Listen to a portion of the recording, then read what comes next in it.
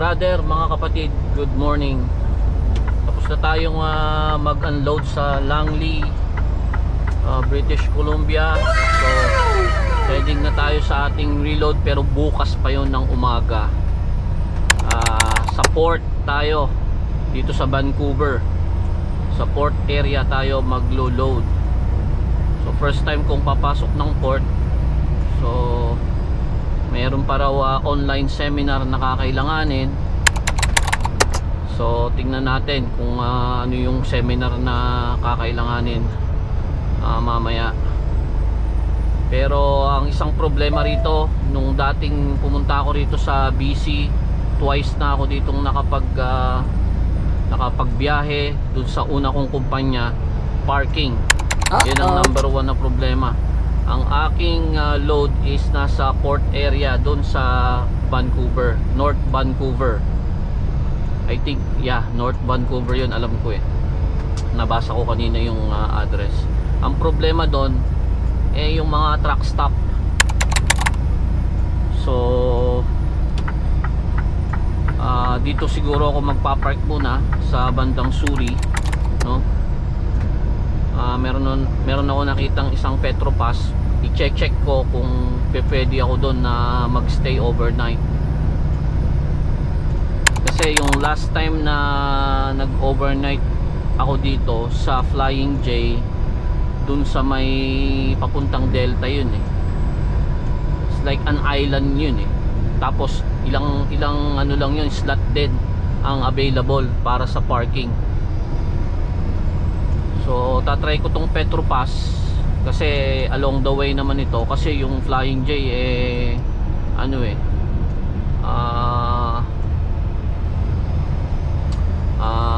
out of the way eh. Kaya dito na lang ako sa may Petropass mag-stay ng overnight. So exit ito, kailangan ko lumipat.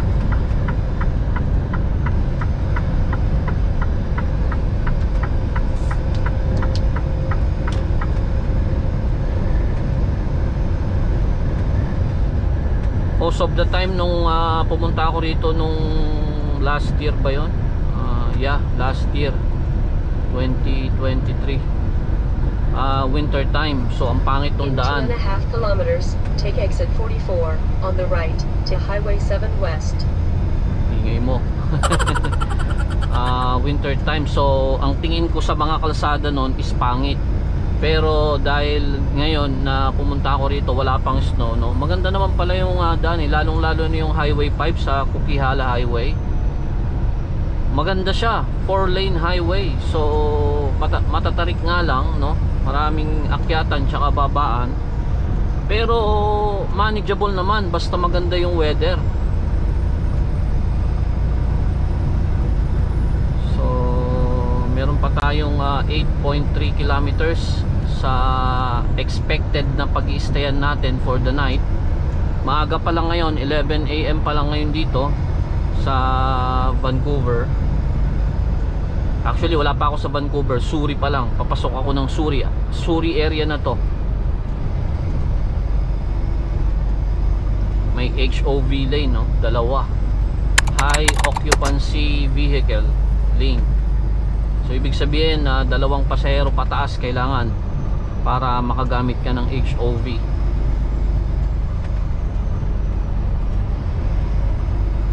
So magi-exit na tayo. Signal na tayo. 550 meters away. Be in either of the two right lanes, then take the exit to Highway 7 West.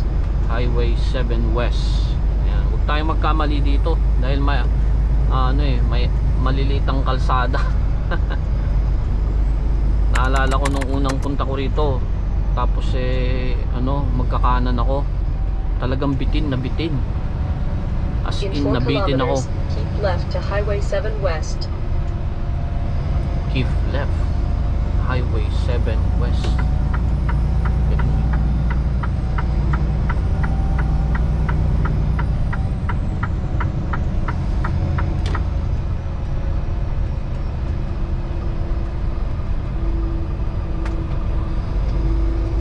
walang tigil ang ulan dito, no? Simula pa kahapon habang nagbabiyahe ako, umuulan. Hanggang ngayon na nag-uulan pa rin. So ayan yung tulay, oh. Ano na nga ba tong tulay na to?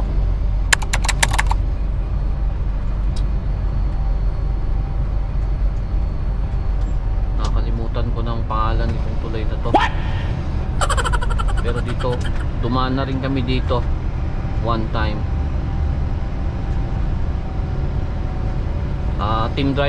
Team driver kami noon. Team driving.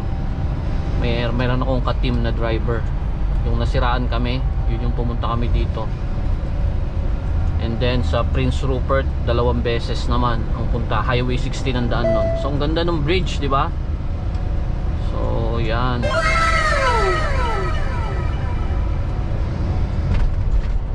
So ito yung bridge na papasok na ng, I don't know kung lampas na ng Suri to. Yeah, lampasan na ang Suri kasi dun eh. May lake na nagse-separate sa ano eh, sa Suri at Vancouver. Hindi natin kabisado tong lugar na to eh. Pero ayan, kahit papaano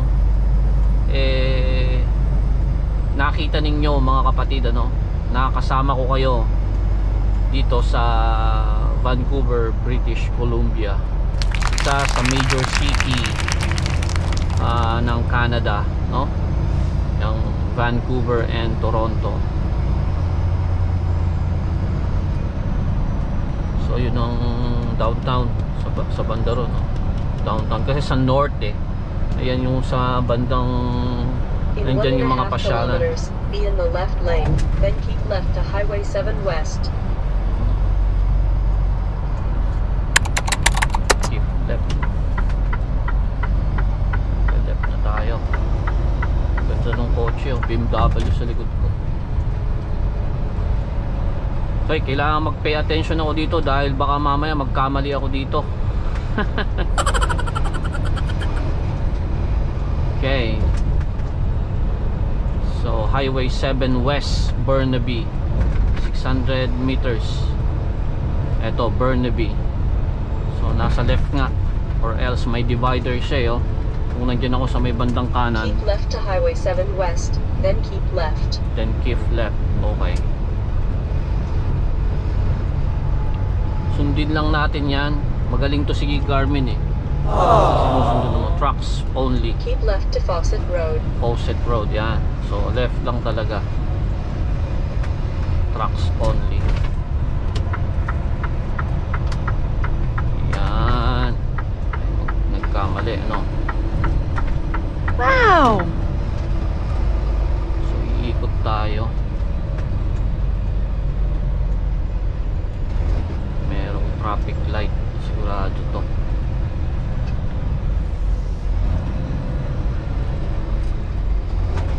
Turn left on United Boulevard. Sa left lang tayo. Separate yun. Yun, pasok. Naka-go na. Go, go, go, ninja. What? Go, brother. Yan. Ganda nung ano. Yung mga puno, no? Red na. In 1.5 kilometers, turn right on Shaswab Avenue. Turn right pala ako.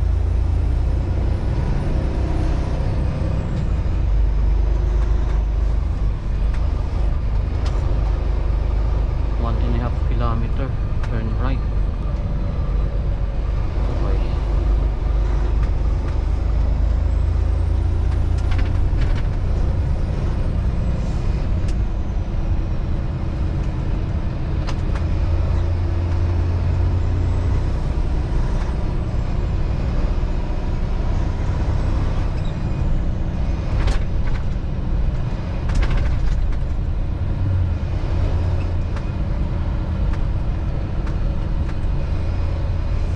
May maliliit ang mga karsada rito, tapos pa curve pa.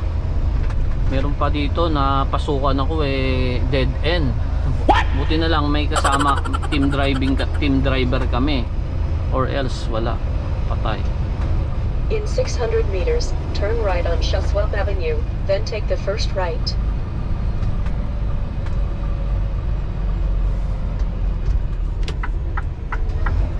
tayo.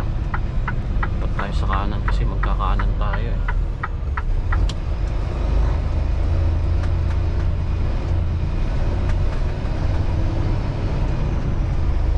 Butot tayo ng light. Turn right on Shaswap Avenue, Ayun, then oh. take the first right. May mga kumakanan dun. Hopefully tama itong ano. Mukhang dun din magpapark yung mga yun eh.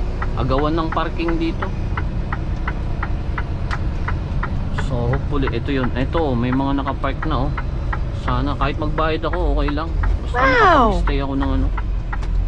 Napuntahan na namin to. Turn right. Napuntahan na namin to ni Brother Harnor. Nice.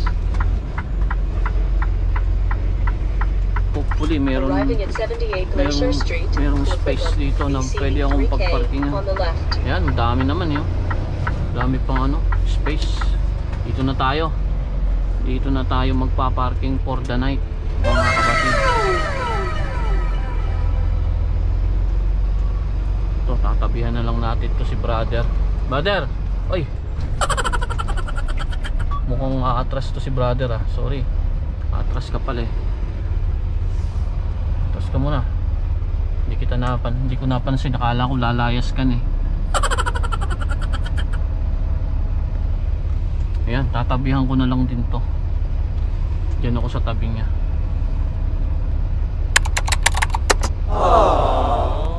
Atras.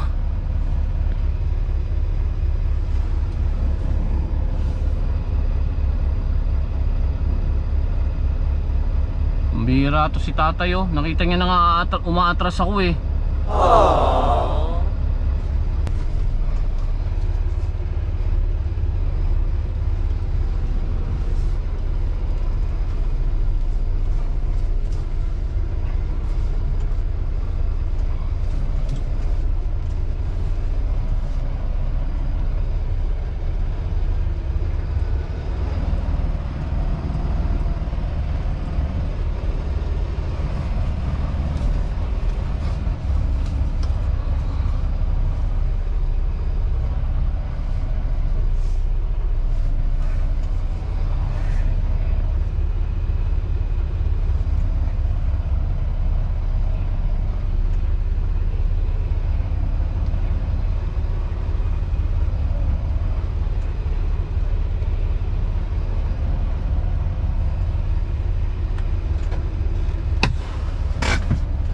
So ayun, mga kapatid, kuha na sana ng one ano lang eh, kaso ito si pasaway na puti eh, hinarangan ako eh. Pero okay na, nakapark na tayo dito. Hopefully hindi tayo papaalisin dito. Ito yung kauna-unang parking spot na pinuntahan namin nung ka-team ko na driver. Dito rin kami nag-stop noon. Dito kami nag-park. So yeah, dito na tayo magpapa-umaga. Hopefully hindi tayo papaalisin dito. Pero kung kailangan magbayad, magbabayad ako para lang makaparking ako. Wow! So binaba niya dun yung ano no. Tapos so lilipat ako dito. Kukunin niya yan yo. Kukunin niya to. Itong ano na to. Kukunin niya. And then aalis na. Siguro ililipat niya dun yung ano. Hindi. Dun kukonek yun no. Yung blue dun kukonek.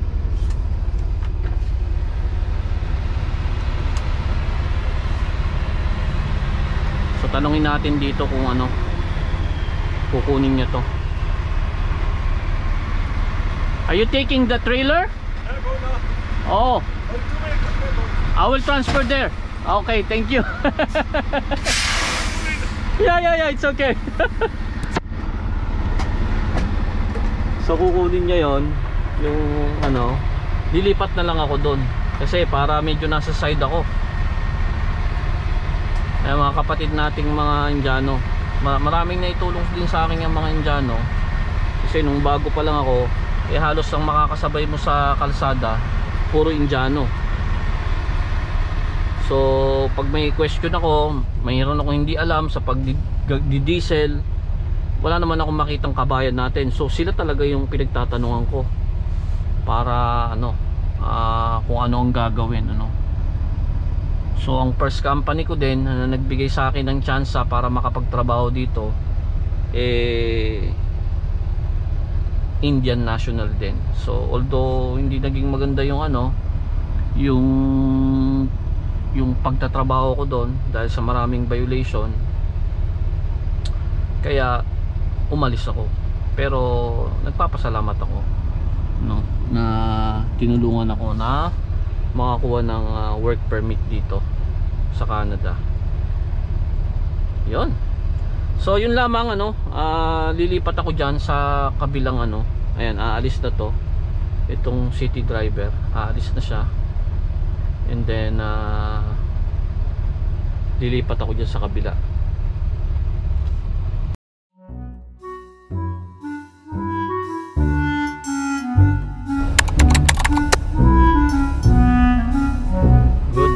Good morning mga kapatid, mga brother, isang magandang umaga. Tumila ng sandali ang ulan. Good morning dito sa Vancouver, British Columbia. Isang magandang umaga. So ganito pala dito, pagka ganitong rush hour, sobrang traffic din. 6:30 ng umaga, pero eto, ganito ka traffic dito.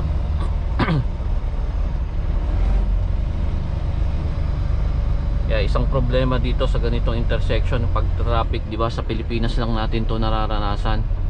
Like mahaba ako, di ba, so hindi ako pwedeng dumiretso not until libre yung space ko doon.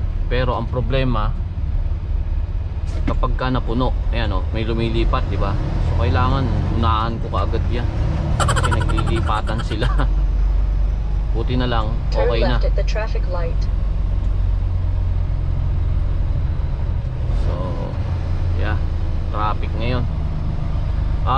Heading tayo sa ating pick up sa port dito sa North Vancouver.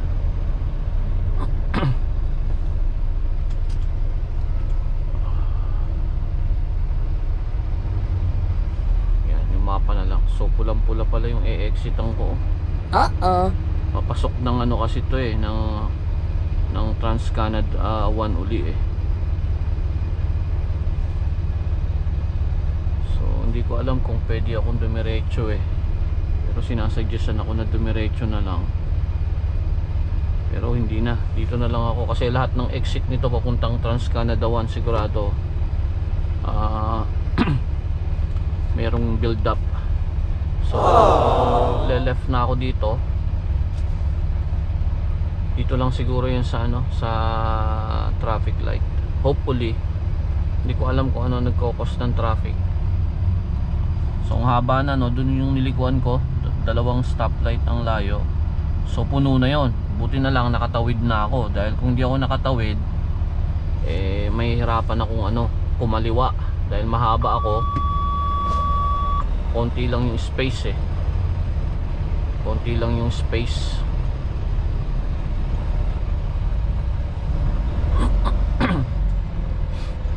Ginagawa ng BMW na yun, ayaw nyo na dito.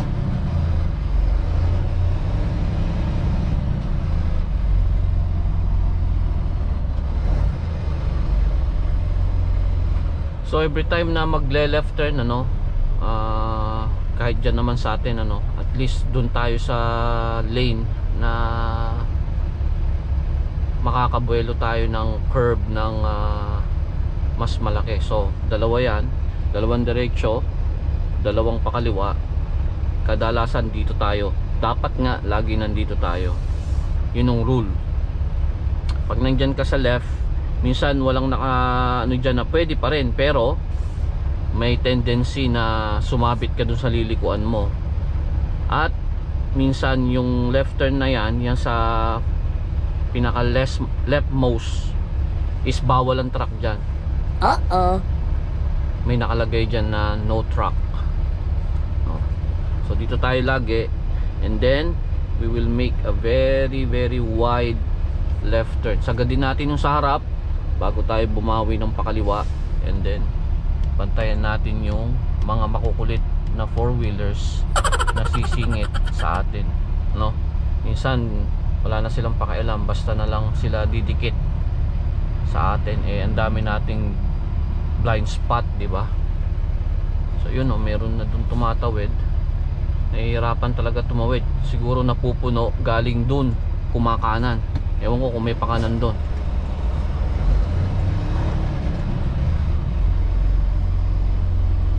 Ay nako, sana inagahan ko pa lalo. Nakakawala na rin tayo doon mga kapatid. Grabe doon, walang yan. Tinalo pang EDSA tinalo pa EDSA sa grabe ng traffic doon. So yeah, tuloy-tuloy na tayo. Kita-kita tayo doon sa ating pick up location dyan sa may port sa North Vancouver.